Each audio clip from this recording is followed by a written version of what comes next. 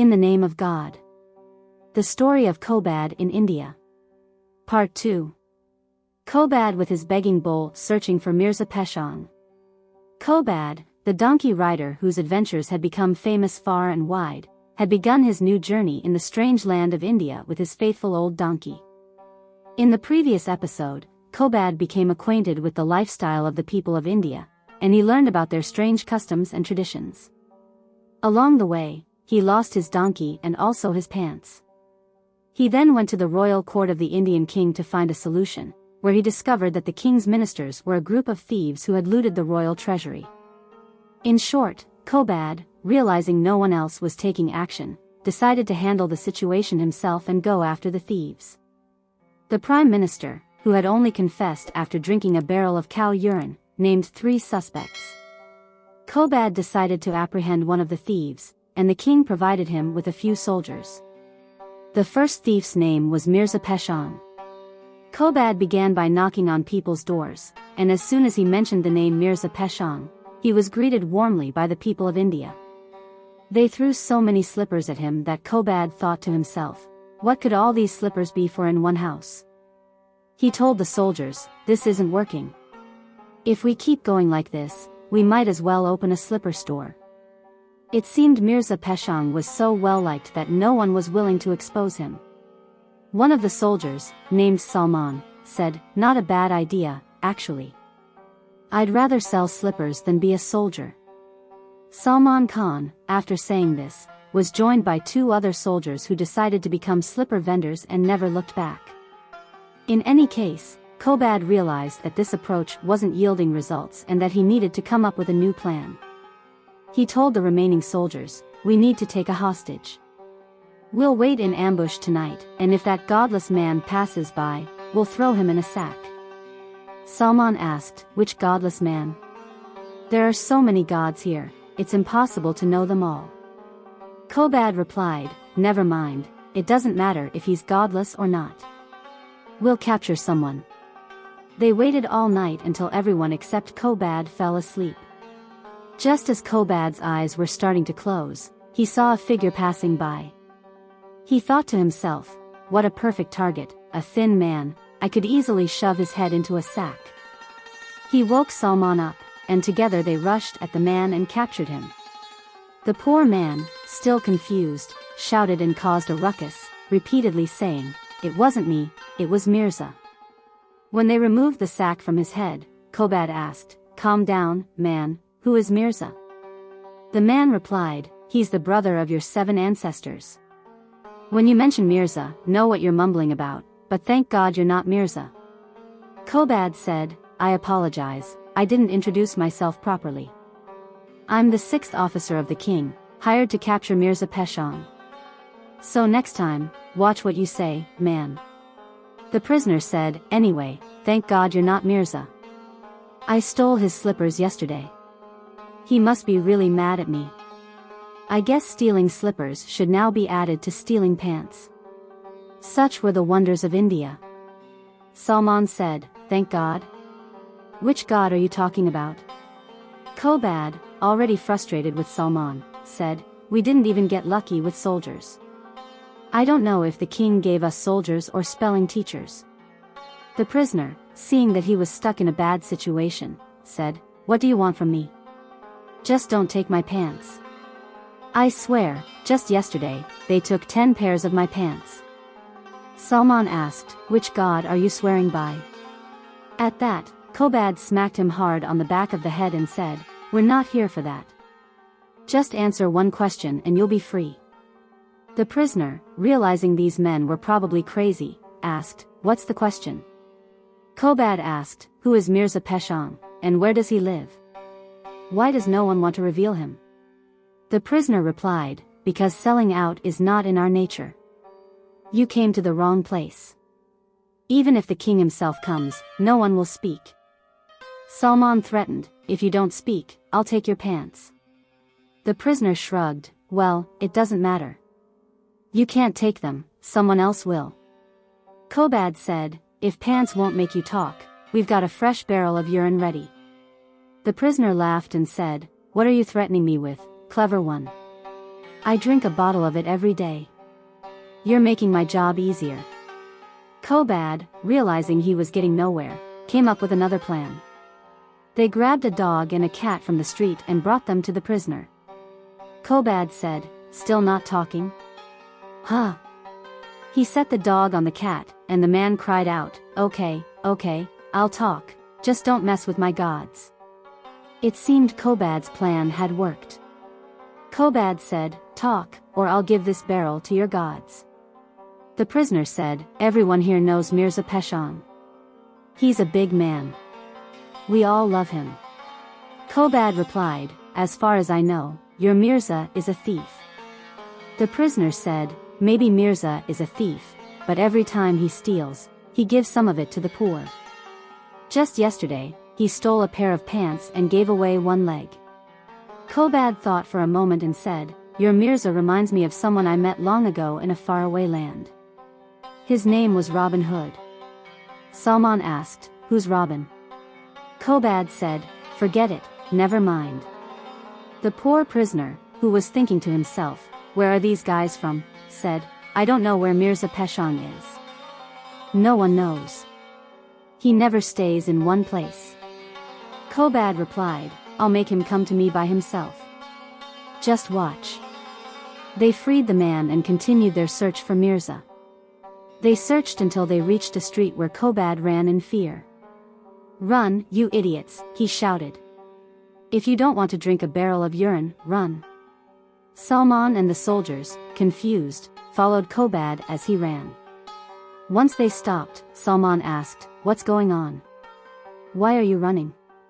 Qobad, recalling his bad memories, said, "In a neighborhood where they worship cats and mice, you just have to run."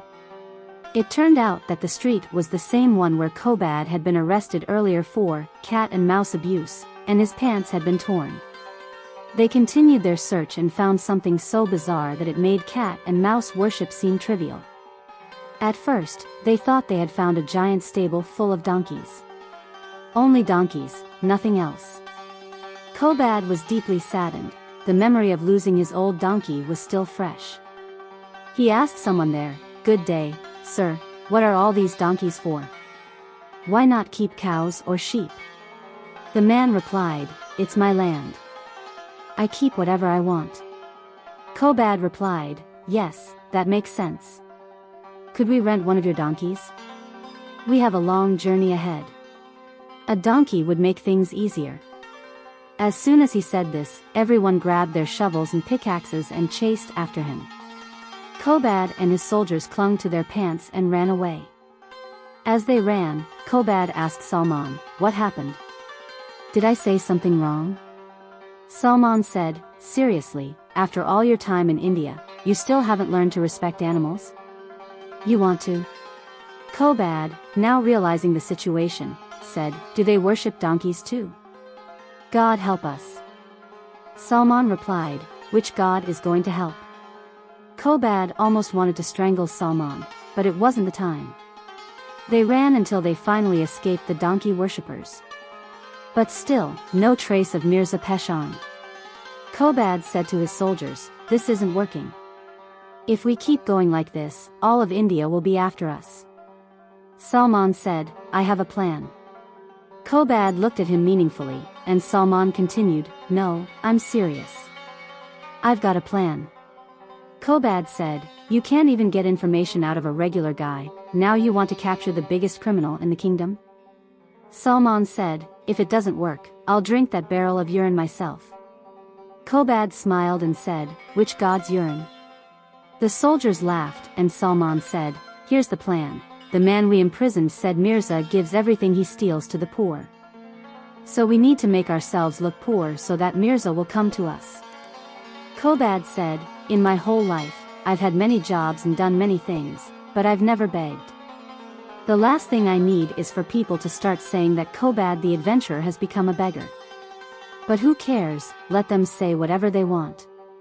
This is a great plan. Well done, Salman Khan." It was decided, the royal guard would disguise themselves as homeless beggars. Salman said, "To look homeless, we'll need to wear what they wear." In India, this wasn't a problem. They had an old sack full of broken slippers and a few stolen pants, and soon, they were begging on the streets.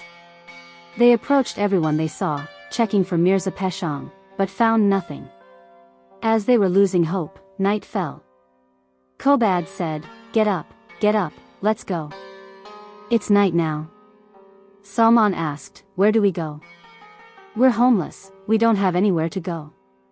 Qobad said, looks like you've gotten too deep into character. You forgot we're just pretending to be homeless. Salman replied, that's the idea, Qobad. If people see us sleeping here tonight, they'll believe we're real beggars. Mirza Pashang might show up. They slept on the hard ground that night, and when they woke up, their begging bowls were filled with coins and other trinkets.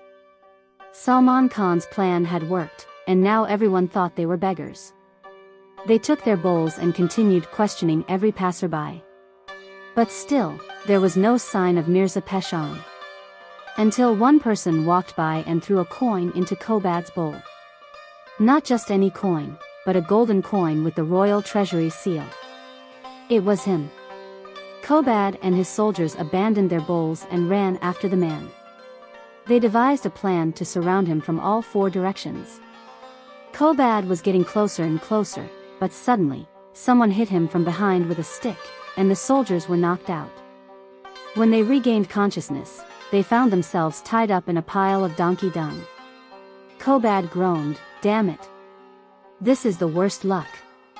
Either I wake up in a cow dung hill or in donkey filth.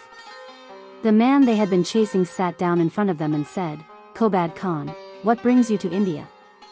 I heard you were after me. It was Mirza Pashang. Now Qobad had to figure out how to arrest him. Qobad said, I'm not an adventurer anymore. From now on, I'm Qobad the thief catcher. Mirza Pashang said, looks like the hunter has become the hunted. Instead of capturing me, you got caught yourself. Qobad said, you're guilty, and you will be punished. No excuses accepted. Mirza said, then I wish you a pleasant time in this stable. Mirza left, and Salman asked, what do we do now? Qobad said, we need to escape. Salman said, if you hadn't said it, I would have thought we should stay here. But how do we escape? Qobad said, you fool. There's a dozen donkeys just around the corner. We'll make our way there, hop on, and escape. Salman said, you fool? Which fool? Qobad nearly kicked Salman out, but it wasn't the right time. They made their plan and managed to trick the guard, knock him out, and steal his keys. They escaped on donkeys, but Mirza Pashang's men soon caught up with them. Mirza Pashang was right there. He shouted, so now you ride my gods. I'll ruin your day. It turned out Mirza Pashang was the leader of the donkey worshippers of India. But even the smartest fool is still a fool. Mirza Pashang, with his donkey army, chased Qobad and his soldiers through the streets, and the crowd grew larger with every passing moment. It seemed the people of India had a grudge against poor Qobad. Finally, Qobad ran all the way to the royal palace gates. He shouted from afar, open the gate. Open the gate. I'm the king's officer. I've brought a thief. The gatekeeper asked, how can I believe you? You look more like a bunch of homeless people. Looks like a donkey army is after you to take your pants off. The gatekeepers laughed so hard they almost collapsed. Mirza's donkey army and an angry crowd were closing in. Qobad, remembering that they were still dressed in filthy homeless clothes, yelled, I come from Mirza. Open the gate. The gatekeeper asked, which Mirza?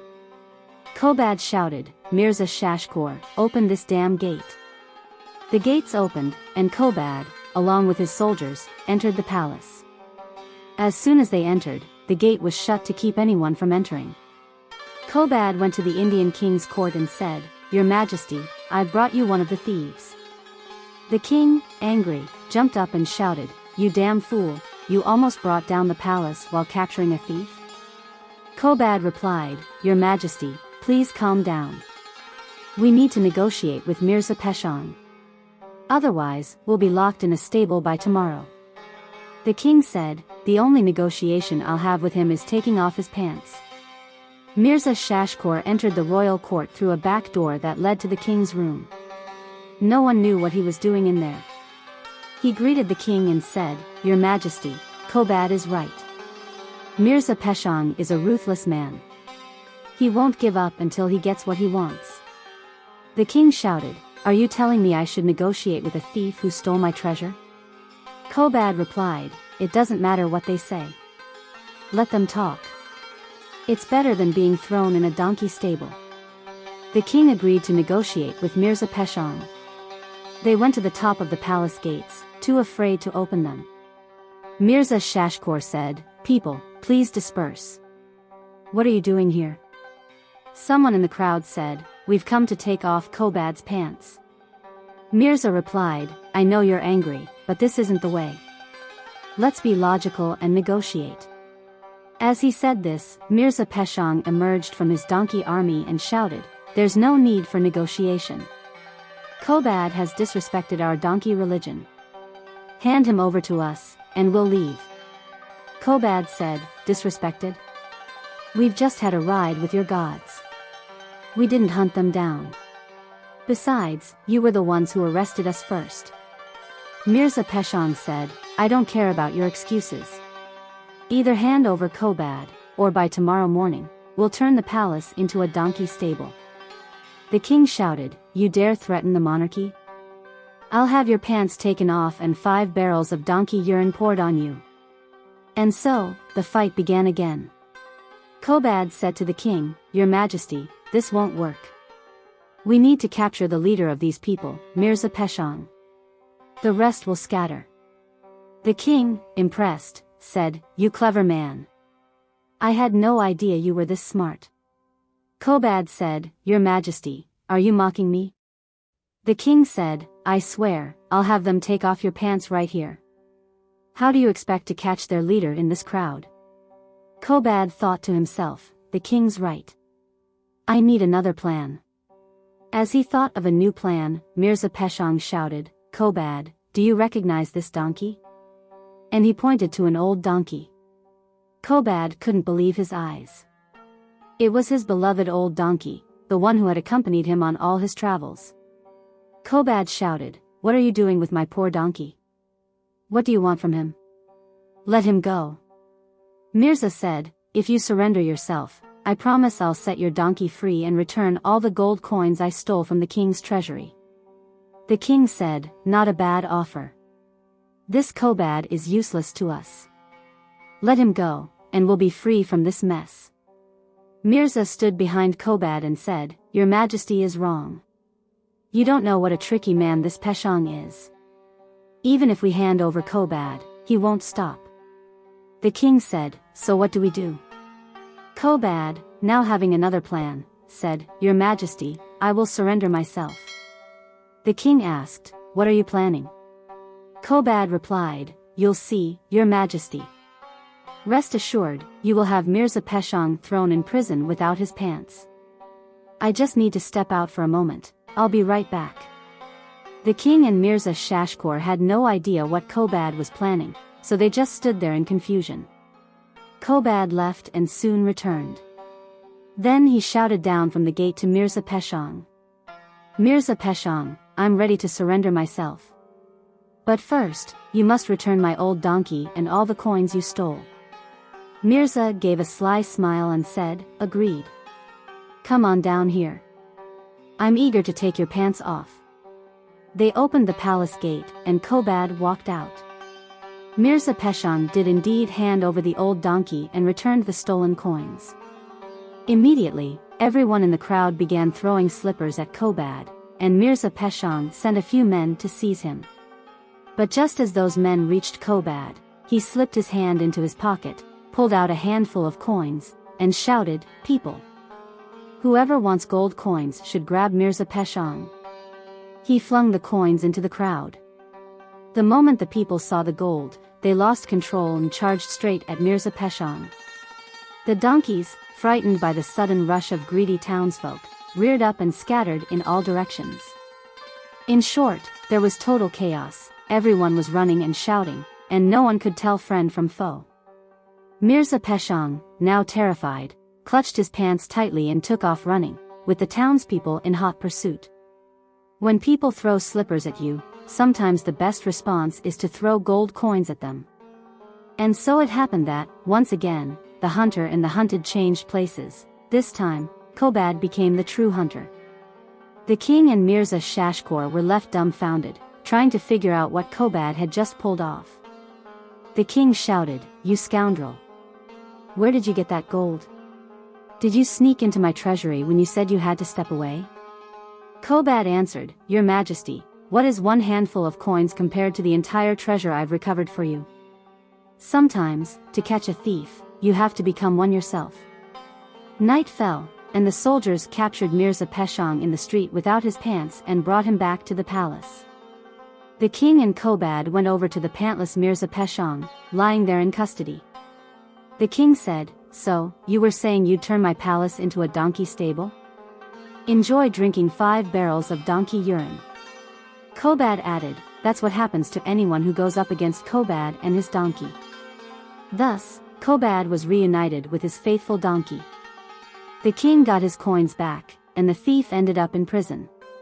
However, there were still 2 more thieves to be apprehended. The king said to Qobad, "Well done. Truly, you're both charming and clever." Qobad replied, "Your Majesty is too kind. But you haven't seen anything yet."